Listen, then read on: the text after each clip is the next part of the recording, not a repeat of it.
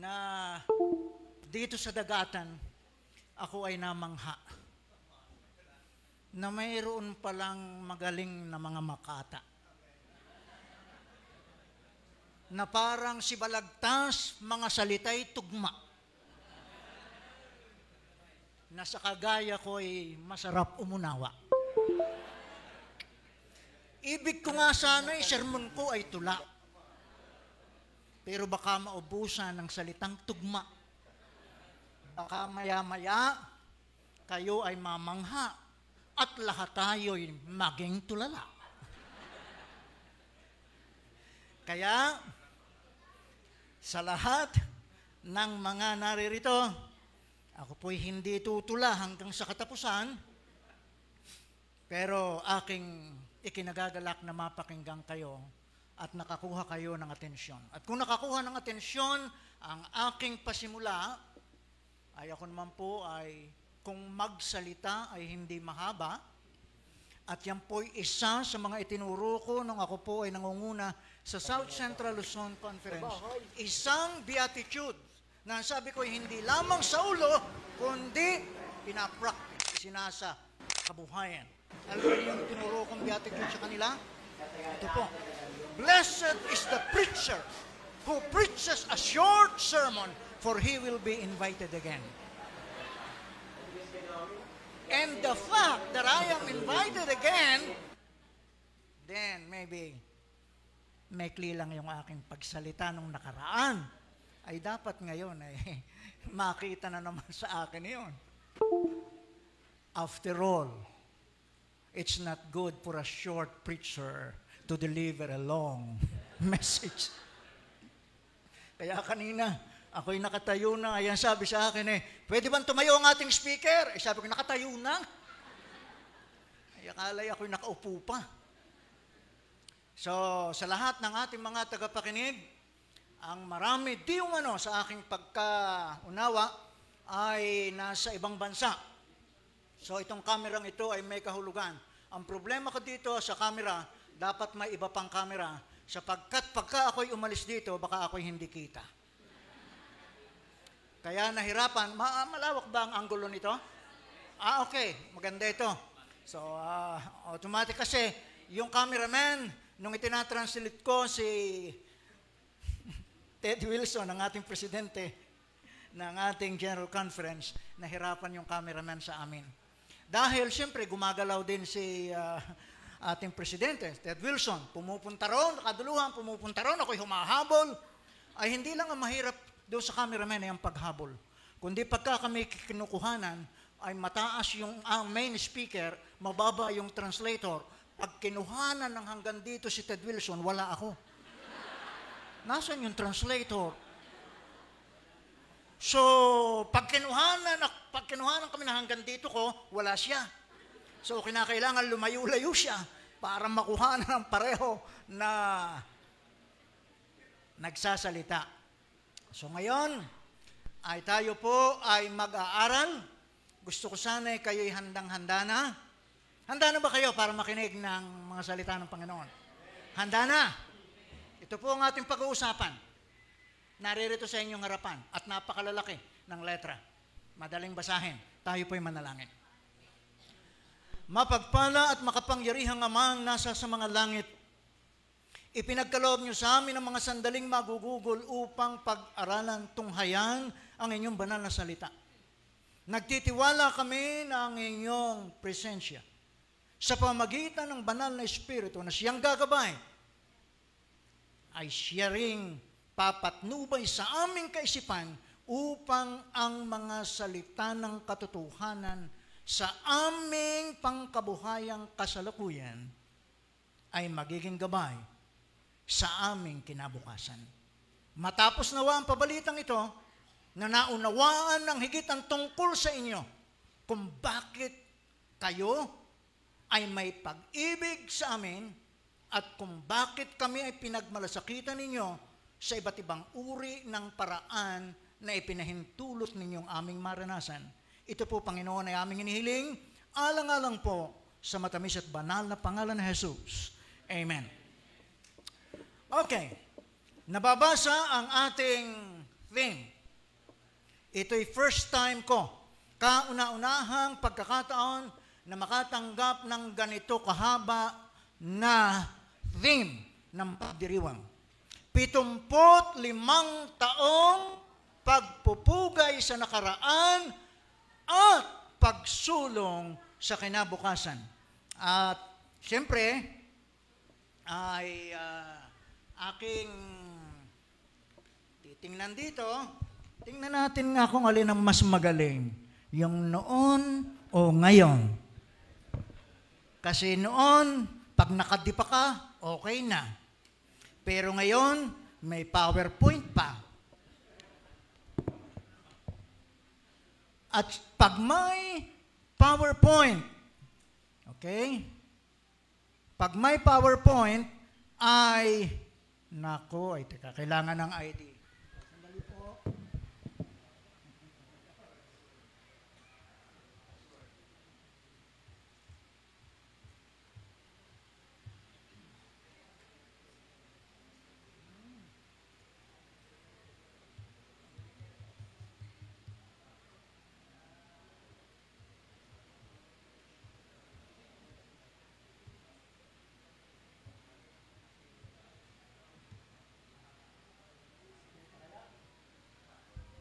Makatulong sa atin ang technology. Kanina pinagtatalunan nito.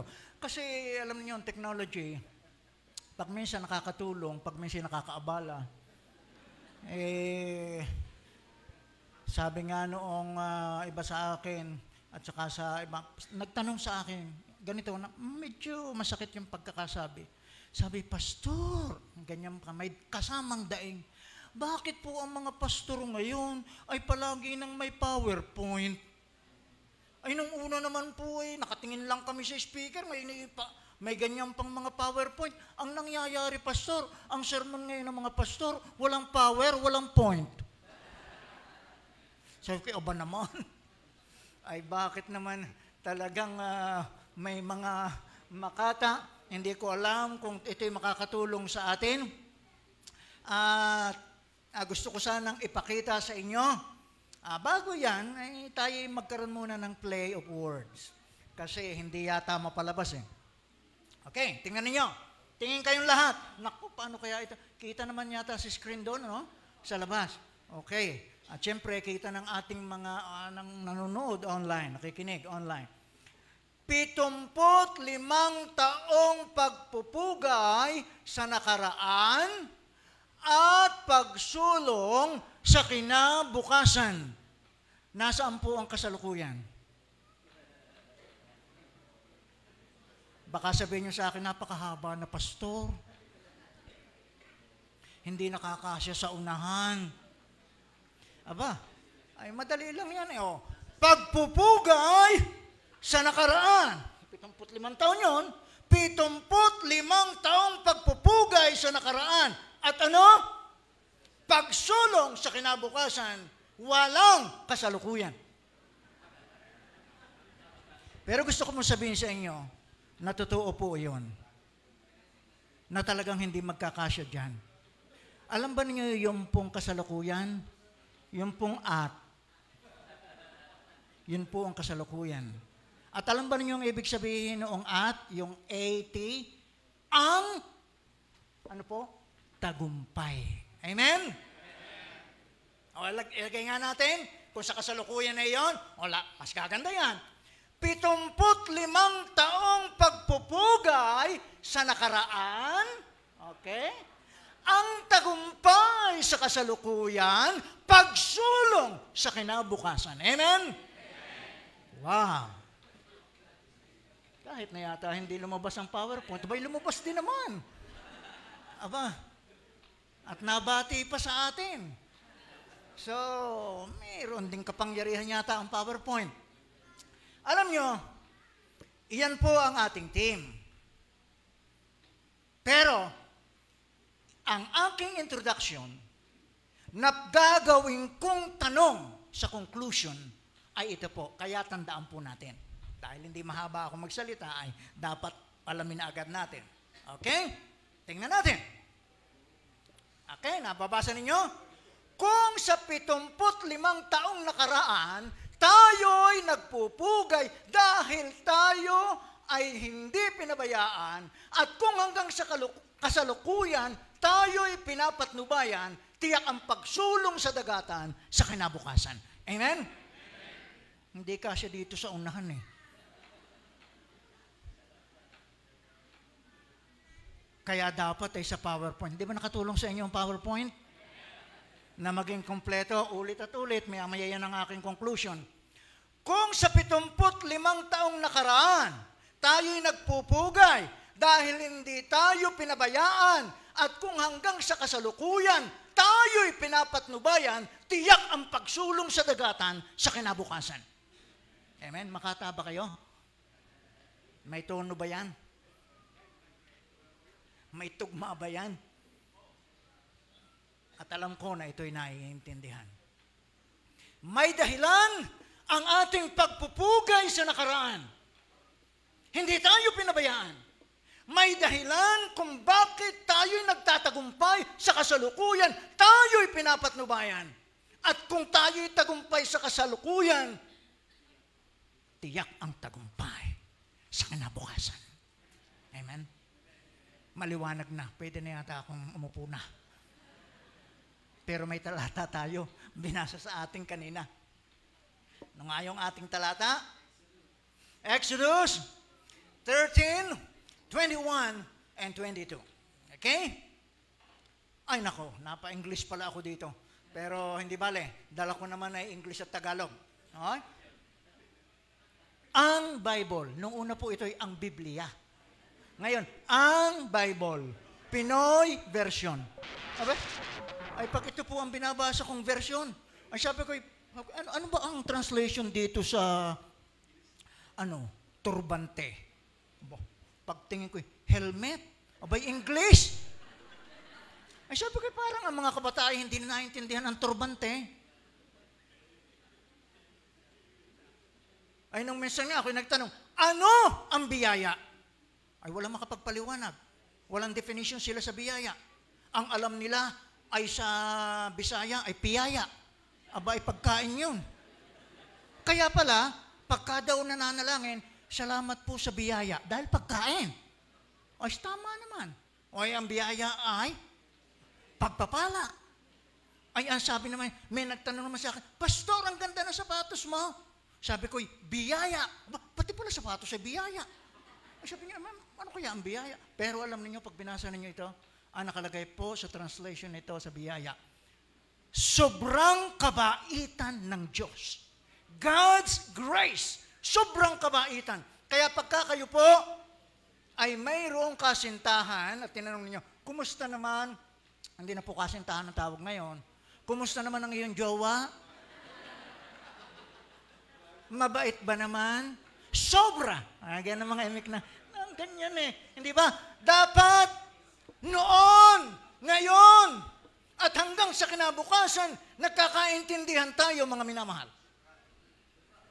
Sana, maintindihan po natin, kahit ang version na bago, version na luma, ngunit sasabihin ko sa inyo, kagaya ng inawit ng For Him, ang salita ng Diyos ay di magbabago. Amen. Ang kahulugan nito ay mauunawaan ng tao noon, tao ngayon, at kahit pa kayo ipanganak kinabukasan, magkakaintindihan sapagkat ito'y pinapatnubayan ng poong may kapal. Ito po ang ating talata. By day, the Lord went ahead of them in a pillar of cloud to guide them on their way, and by night in a pillar of fire to give them light, so that they could travel day or night. Ang paglalakbay natin, walang problema kung mainit, may lilim ng ulap. Ang paglalakbay natin, kung madilim, walang problema, may liwanag. Yan ang ating Diyos. At sasabihin ko sa inyo, yan ang Diyos noon, ang Diyos ngayon, sa kinabukasan, at sa walang hanggan. Kaibigan, ang Diyos natin ay pumapatnubay. Kung sa 75 taong nakaraan, tayo'y nagpupugay Dahil hindi tayo pinabayaan. At kung hanggang sa kasalukuyan, tayo'y pinapatnubayan, tiyak ang pagsulong sa kinabukasan. Amen? Okay. Pinapatnubayan ang kanyang bayan. Neither the pillar of cloud by day, nor the pillar of fire by night, left its place in front of the people. Laging nasa unahan. Ang ganda ng presensya ng Panginoon. Makararating tayo sa hantungan, maabot natin ang layunin, sapagkat ang Panginoon ay pumapatnubay at laging nasa unahan sa iba't ibang paraan. Pero sa Batangas, nagkakaintindihan tayo kapag ka may presensya. Lalo na, huwag kayong masasaktan, ay pero palagay ko, magalit na kayo sa akin kung sabihin ko sa inyo na pagka Batanggenyo ay may pagkapulaero. Ay pagka kayo may lolo dito sa Batangas, may lolo kayo, at kayo magsasama ng inyong jowa, at hindi naman pogi o kaya hindi maganda, ay sasabihin ng inyong lolo, nauna yung Batanggen, ay bulok? Ay ano ko yung bulok? Ibig sabihin, ay yung presensya na yan ay parang hindi ko maintindihan. Apo, ay pagka kayo may makukuhang iba, humanap-hanap ka. At pag sinasabi, abay pagka nasa harap ko, nakakaalibad-bad.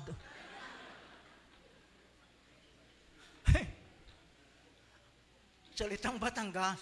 Kaya mayroong isang nagre-reform na laging nagsasabi kapag ka nakakita ng mga Seventh-day Adventist, ikaw pala Adventist? Ikaw ba'y vegetarian? Naku, agad vegetarian sasabihin. Ay nakapunta naman sa isang Batanggenyo na medyo may pagkapilosopo. Ang sabi ay, ikaw ba'y vegetarian? Naku.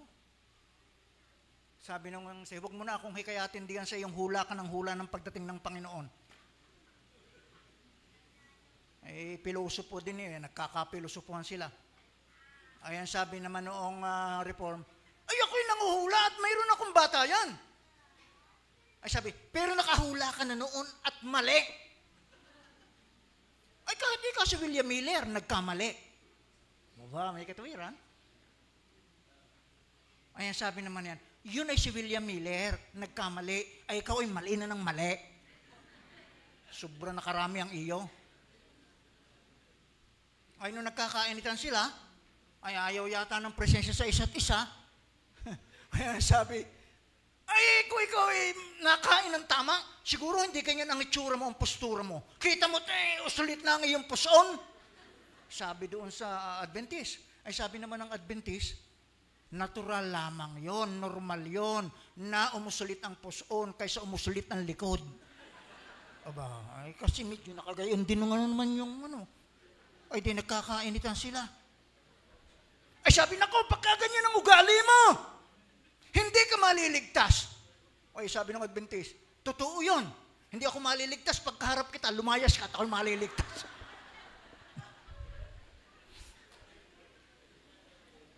Sabi ko, aba, paano tayo makakahikayat niyan? Ay nako, mga kapatid, ano ang idinidiyan ko? Ang presensya ay maaaring kahali-halina.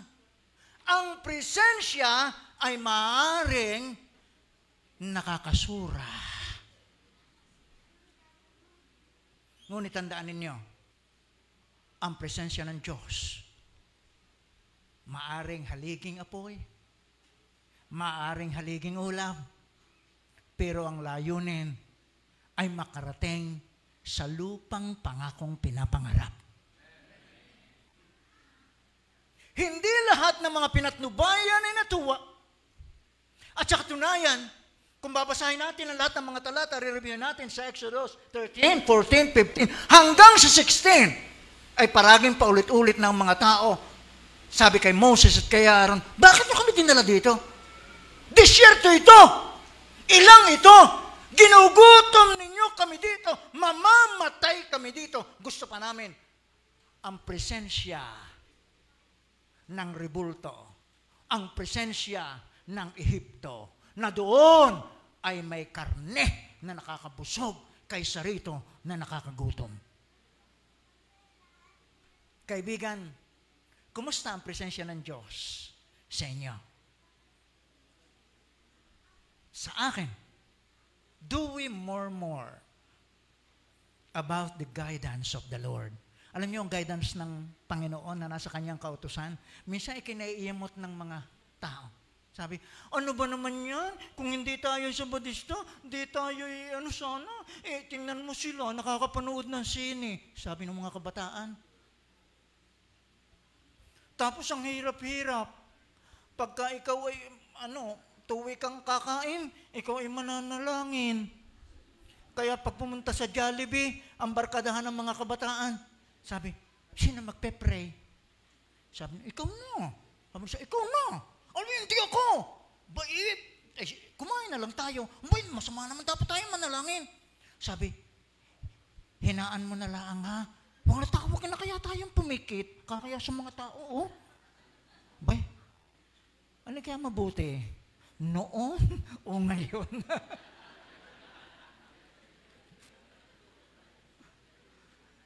Meron naman doong nanalangin. Naku, bago kumain, ay pumikit at nagdasal. At pagkapanalangin, purihin ang Panginoon sa pangalan ni Jesus. Ay napatingin yung mga kabataan. Ay nakilos sila. Ay tayo hindi nakapanalangin. Ay ang ginawa, sinura pa. Pinagtawanan pa yung nanalangin. Ganyan ba sa inyo sa bundok? Na napikit? Bago kainin ang pagkain sa harapan? Ganyan ba kayong lahat doon? Sabi naman ng lalaki, hindi naman. Yung mga hayop, hindi naman napikit doon bago kumain.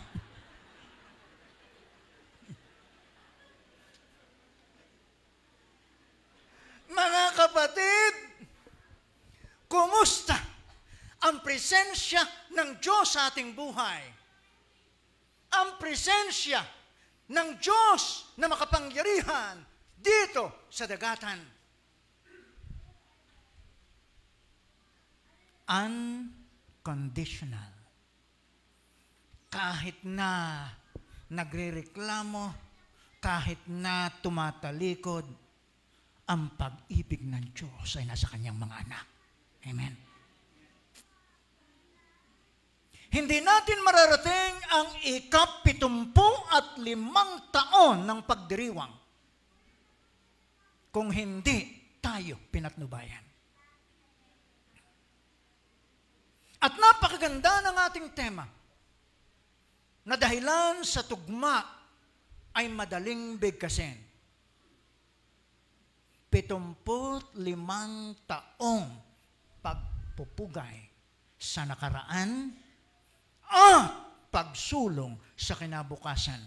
At ginawa natin na hindi kasi rito kung sa 75 taong nakaraan tayo'y nagpupugay dahil hindi tayo pinabayaan. At kung hanggang sa kasalukuyan tayo'y pinapatnubayan, tiyak ang pagsulong sa kinabukasan. Amen? Gaano kahalaga ang presensya ng Diyos sa ating buhay? Individually, corporately. Kaibigan, ulitin natin. Gagawin kong tanong dahil ako'y magtatapos na. Hindi ba tanong na ngayon yan? At yan ang aking conclusion. Tanong, kung sa 75 taong nakaraan tayo'y nagpupugay dahil hindi tayo pinabayaan at kung hanggang sa kasalukuyan tayo'y pinapatnubayan, hindi ba tiyak ang pagsulong sa dagatan sa kinabukasan? Tiyak. Sapagkat kahit saan makarating ang mga taga-dagatan na pinapatnubayan ng poong may kapal, bukas ang bulsa sa pag-unlad ng dagatan. Pumunta ako ng Amerika, may taga-dagatan, naaalala ang dagatan. Pumunta ako ng Australia, may taga-dagatan, naaalala ang dagatan. Kahit saan yatang sulok ng sanlibutan na may taga-dagatan ay naaalaala ang pagsulong natin sa kinabukasan. Mga kapatid ko, hindi madamot ang mga taga-dagatan. Walang kuripot sa mga naging kaanib ng dagatan. At ang sabi ng makabagong mga kabataan, sana all.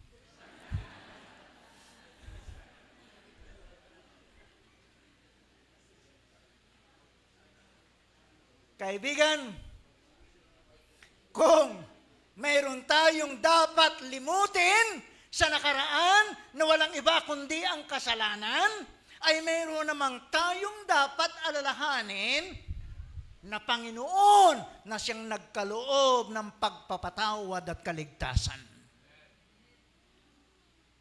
At hindi niya tayo pinababayaan hanggang sa kasalukuyay tuloy ang pagpatnubay gaano kahalaga ang kanyang presensya sa ating buhay.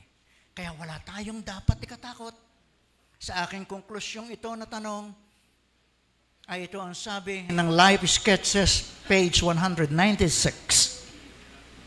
We have nothing to fear for the future except as we shall forget the way the Lord has led us and His teaching in our past history. Amen?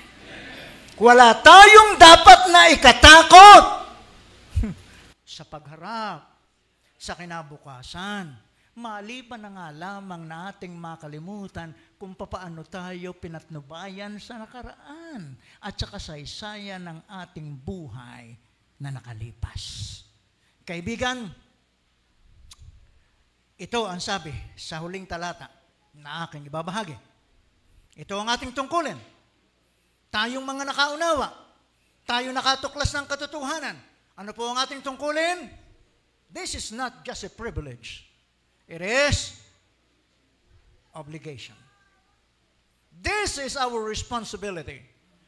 Teaching them to obey everything I have commanded you, and surely I am with you always to the very end of the age. Tuloy pala ang pangako ng Panginoon. Sasama. Alam ba ninyo, pagkasama natin siya, ang ating mga hakbang, tumpak. Tama. Pero pag nakalimutan natin kasama natin siya, walang liwanag, hindi susulong hanggang sa kinabukasan. So, atin pong gawing hashtag ito. The best way to prepare for the coming of Christ is never to forget the presence of Christ.